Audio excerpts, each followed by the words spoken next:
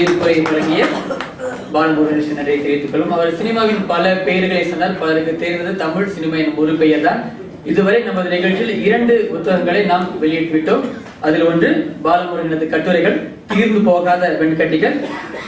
உலக சினிமாவில் உள்ள குழந்தைகள் பாத்திரங்களை மையமாக கொண்டு எழுதிய கட்டுரைகள் உள்ளடக்கிய தொகுப்பு அது. முதல்வதாக வெளியிட்ட புத்தகம் யோகியின் துடைக்கப்படாத இரத்த கரைகள். ஒரு பெண் மலேசிய சூழலில் எதிர்கொள்ளும் பல்வேறு நெருக்கடிகளை இப்பத்திகள் பேசுகின்றன. அதுவும் 12க்கும் மேல் மலேசிய வேலையிடங்களில் பணியாற்றிய யோகி தான் எதிர்கொண்ட சிக்கல்களை அப்பத்திகள் வழி கூறியிருக்கின்றார். நிகழ்ச்சியில் அடுத்ததாக 3வது புத்தகத்தின் வெளியீடு. 3வது புத்தகத்தை வெளியிடுகின்றார் புவன். அவரை நாம் அன்போடு அழைக்கின்ற அவர் சிறந்த நல்ல வாசகர். தமிழ் பள்ளி மாணவர்களுக்கு தன்முனைப்பு சொற்பொழிவுகளை தொடர்ந்து செய்து கொண்டிருக்கின்றார். இனமொழி பற்றாளர். அந்த நூலை பெற அகிலன் அவர்களை அழைக்கின்றோம். அகிலன் மீட்பிகினம் கவிதை நூலின் ஆசிரியர். அதே பெயரில் வலைப்பூவையும் வைத்துக் கொண்டிருக்கின்றார். நம் நாட்டில் இசை குறித்தான கட்டுரைகளில் மிகவும் முக்கியமான ஒருவர். அடுத்து கருத்துரை செய்ய அகிலன் அவர்களை அழைக்கின்றோம். எல்லோருக்கும் வணக்கம். நண்பர் நவீனின் கடக்க முடியாத காலம் என்ற தொகுப்பை பற்றி பேச எனக்கு வாய்ப்பளித்ததற்கு நன்றி. பல முறை நான் தவிர்க்க முயன்றும் கடக்க முடியாத அவரின் நட்பின் காரணமாக இறுதியில் ஒப்புக்கொண்டேன். அவருடைய எழுத்துக்குள் செல்வதற்கு முன் அவரை பற்றி சில விஷயங்களை கூற நினைக்கிறேன். நவீனை எப்பொழுதிலிருந்து எனக்கு தெரியும் என்று நினைவில் இல்லை. ஆனால் அவரை பற்றி நான் புரிந்து கொண்ட சில விஷயங்கள் ரொம்ப ஆழமானது. மலேசியாவின் தீவிர இலக்கியத்தின் வளர்ச்சியை பொறுத்தவரை அவரின் பங்கு மிகப்பெரியது. பல நல்ல எழுத்தாளர்களை சுதந்திரமாக எழுதவும் முற்போக்கான கருத்துக்கள் தடைகளின்றி வெளிவரவும் பல இளம் எழுத்தாளர்கள் தங்களை அடையாளப்படுத்திக் கொள்ளவும் ஒரு களத்தை ஏற்படுத்தி கொடுத்திருக்கிறார்.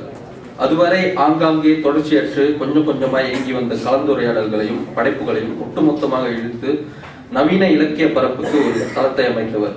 அவரது வயதையும் அவர் மீது இருக்கும் சில முரணான கருத்துக்களையும் விமர்சனத்தையும் ஒப்பிட்டு இந்த உண்மையை நாம் மறைக்க முடியாது. காலம் மட்டுமே தீர்மானிக்கட்டும் என்று அவரின் இந்த உழைப்பை நாம் சட்டை செய்யாது இருந்துவிடவும் முடியாது. எனக்கு தெரிந்து மலேசியாவில் படைப்பையும் பதிப்பையும் இலக்கிய இயங்கியலும் ஒரு சேர முன்னகர்த்தி கொண்டிருக்கும் ஒரு அற்புதமான திறமைசாலி நவீன் மட்டுமே. தீவிர படைப்பாளியாக இருந்து கொண்டு நடுநிலையோடு ஒரு பதிப்பகத்தையும் நடத்தி கொண்டு இலக்கிய செயல்பாடுகளை ஒரு இயக்கமாக ஒரு சேர முன்னெடுத்து செல்வதிலும் தனித்திறன் பெற்றிருப்பதோடு கடின உழைப்பாளியாகவும் இருக்கிறார். என்னை எழுத வைக்க அவர் எடுக்கும் சிரமம், பொறுமை, சகிப்புத்தன்மை என்னை பல சமயம் ஆச்சரியப்பட வைத்திருக்கிறது. அவர் என்னை எழுத கேட்டு எப்படியும் 3 அல்லது 4 மாதங்கள் கழித்துதான் எழுதி தருவேன். ஆனால் அந்த 4 மாத காலத்திலும் குறைந்தது 12 முறையாவது அழைத்து உற்சாகப்படுத்தி புகழ்ந்து ஒரு கட்டத்தில் நம்மை ஒரு குற்ற உணர்வுக்குள் தள்ளி கண்டிப்பாக எழுதியாக வேண்டும் என்று முடிவெடுக்க வைத்து விடுவார். இந்த தீவிரத்தை அவர் என்னிடம் மட்டுமல்லாது வல்லினத்தில் எழுதும் எல்லோரிடமும் செலுத்துகிறார் என்பது மிகப்பெரிய விஷயம். பலர் இன்று தீவிர எழுத்தாளர்களாக இனக்கண்டு கொள்ளப்பட்டதற்கும் பலருடைய எழுத்து பரவலான வாசகர்களை சென்று அடைந்ததற்கும் அவர் ஒரு முக்கிய காரணம். காதல், வல்லினம் என்று இதழாகட்டும், இணையதளமாகட்டும், தமிழக இலக்கியவாதிகளை இங்கு வரவழைத்து கூட்டங்கள் நடத்துவதாகட்டும், இங்கு வெளியீடு காணும் நமது படைப்புகள் தமிழகத்திலும் கிடைக்க வழி செய்வதாகட்டும், மலேசிய நவீன இலக்கிய செயல்பாடுகளிலும் வளர்ச்சியிலும் அவருக்கு முக்கிய இடம் உண்டு. அவரின் தொகுப்பை வாசிப்பதற்கு முன்பு இப்பொழுது நான் குறிப்பிட்ட இந்த விஷயங்கள் தான் என் எண்ணத்தை ஆக்கிரமித்திருந்தது. இந்த மனநிலையில் தான் அவரது தொகுப்பையும் நான் அணுகினேன். இதில் என்னை மிகவும் பாதித்த கட்டுரைகள் அவதாரும் ஆத்தாவும் மற்றும் நடை. இந்த 2மே நல்ல சிறுகதைகளை படித்த உணர்வை தான் எனக்கு ஏற்படுத்தி இருந்தன. அது சிறுகதையாக இருந்திருக்க வேண்டியதா அல்லது பதிப்பாக இருந்திருக்க வேண்டியதா என்ற ஆய்வை காட்டிலும் நல்ல அனுபவத்தை எனக்கு தந்ததா என்று மட்டுமே பார்க்கிறேன். அந்த வகையில் இந்த முழு தொகுப்பின் உச்சத்தையும் இந்த 2 பதிவின் மூலமாக அவர் தொட்டிருக்கிறார் என்றே சொல்ல வேண்டும். பல கட்டுரைகளில் பல இடங்களில் மிகவும் முரணாகவும் அவர் இதை எழுதியிருக்க வேண்டிய அவசியம் இல்லை என்று எனக்கு தோன்றியது போலவே இதிலும் அவர் அவதாரையும் நந்தலாலா திரைப்படத்தையும் பற்றி குறிப்பிட்டிருப்பது தேவையற்ற ஒன்று என்று நினைக்கிறேன். அவர் இந்த கட்டுரையை பதிவு செய்ய அவைகள் ஒரு காரணமாக இருக்கலாம். ஆனால் அது ஒரு நிலையற்ற மனநிலையை பிரதிபலிக்கும் போக்கையும் தேவையற்ற இடைச்செல்களாகவும் மையமற்றி இருப்பதாகவும் நம்மை உறுத்துவதை தவிர்க்க முடியவில்லை. ஆனாலும் இவற்றையும் தாண்டி நமது உணர்வில் ஆழ வேர்விட்டு விடுகிறது இந்த பதிவுகள். தனது எழுத்துக்களுடைய பல சமயங்களில் அவர் முன்னிறுத்தும் கருத்துக்கள் அவர் முதிர்ச்சியை காட்டுவதோடு மட்டுமல்லாது ஒரு தீர்க்கமான இறுதியான முடிவை கொண்டுள்ள அவரின் எழுத்துக்கள் மீது ஆச்சரியத்தையும் மரியாதையும் ஏற்படுத்துகிறது. இவ்வகையான முடிவுகளின் வாயிலாகவே வாழ்வை பற்றிய அவரது நம்பிக்கைகளையும் அவரின் சித்தாந்தங்களையும் ஓரளவேனும் நம்மால் புரிந்து கொள்ள முடிகிறது.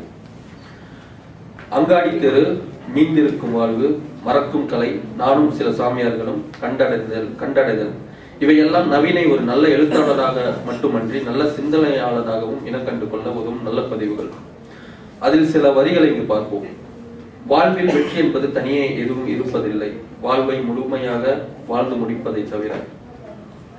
ஒன்றிலிருந்து கிளைவிட்டு படர அதிகாரத்திற்கு தோதான திணை பணம்.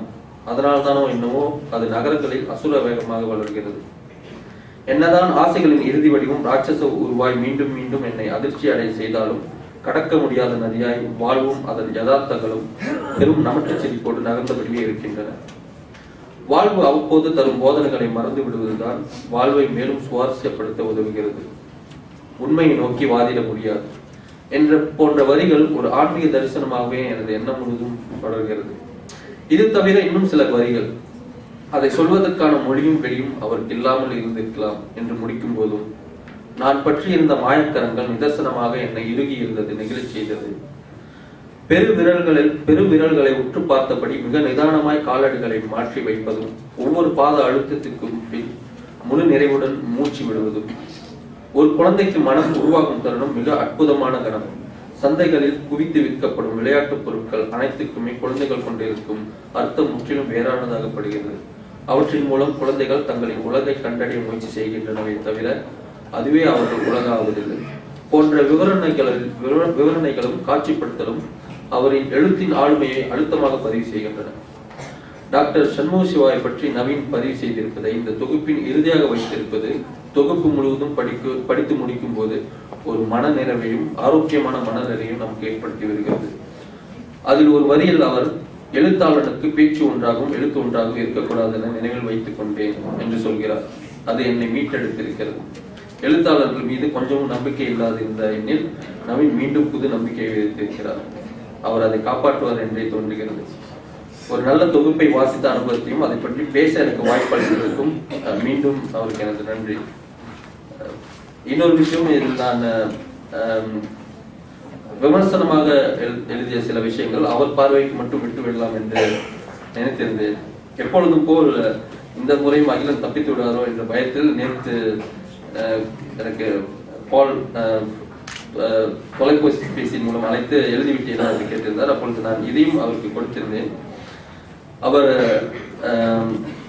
நீங்கள் சொல்ல விரும்பிய அனைத்தையும் சுதந்திரமாகவும் சொல்லலாம், அதில் எந்த பிரச்சனையும் இல்லை அப்படி என்று சொன்னார். அது எனக்கு மிகவும் சந்தோஷமாக இருந்தது. ஏன்னா சில பேர் சொல்லுவாங்க, நல்லது மட்டும் சொல்லுங்க, எதுவும் நல்லது இல்லைன்னா என்கிட்ட தனியா சொல்லுங்க. அந்த வகையில நவீனோட தைரியம் கூட எனக்கு பிடித்திருந்தது. அதனால் என்னுடைய வேறு சில கருத்துக்களையும் இங்கு முன்வைக்க விரும்புகிறேன். நவீனுக்கு மட்டும் தனிப்பட்ட முறையில் எழுதியதால் அந்த பார்வையிலேயே இதை நான் படித்து விடுகிறேன். தீவிர பதிப்பு வேலைகளை கொஞ்சம் நீங்கள் குறைத்துக் கொண்டால் அல்லது பிறருடன் பகிர்ந்து கொண்டால் இன்னும் சிறந்த தொகுப்பாக இதை நீங்கள் முன்னிறுத்தி இருக்கலாம். பதிப்பு வேலைகளின் சுமைகள் உங்களது எழுத்தை கொஞ்சம் பாதித்திருக்கிறது என்றே நினைக்கிறேன். பல சமயங்களில் கட்டுரைகள் மையத்தை விட்டு தள்ளியே பயணிக்கிறது அல்லது மையத்தை அடைவதில் திணறுவதாகவே தோன்றுகிறது. அற்புதமாக வெளிவந்திருக்க வேண்டிய ரஜினியின் தற்கொலை, நானும் சில சாமியார்களும், கலையின் குரல், மறக்கும் கலை, கண்டடைதல் போன்றவைகள் ஒரு மேலெழுந்த வாரியான பதிவாக மட்டும் கைவிடப்பட்டு இருப்பது மிகவும் வருத்தம் அளிக்கிறது. அதிலும் மறக்கும் கலையும் கண்டடைதலும் சிறந்த கொலை முயற்சி. பல இடங்களில் உங்களின் ஆளுமையை வெளிப்படுத்திய நீங்கள் இந்த கட்டுரைகளில் கவனம் சென்ற காரணம் உங்கள் வேலை பருவாகத்தான் இருக்க வேண்டும் என்று தோன்றுகிறது. எல்லா தளங்களிலும் மிக சிறப்பாக ஒரே சமயத்தில் நம்மால் இயங்க முடியாது என்பதை நீங்கள் நிரூபிக்கும் விதமாக இந்த கட்டுரைகள் அமைந்துவிட்டது வேதனை அளிக்கிறது. ஒரு மின்னஞ்சலும் தற்கொலை செய்து கொள்ளும் தத்துவங்களும் இது மையமற்ற நிச்சயம் தவிர்க்க வேண்டிய ஒரு பதிப்பாக இங்கு இடம்பெற்றிருக்கிறது. மற்றபடி நல்ல தொகுப்பை வாசித்த அனுபவத்தை எனக்கு ஏற்படுத்தியதற்கு நன்றி.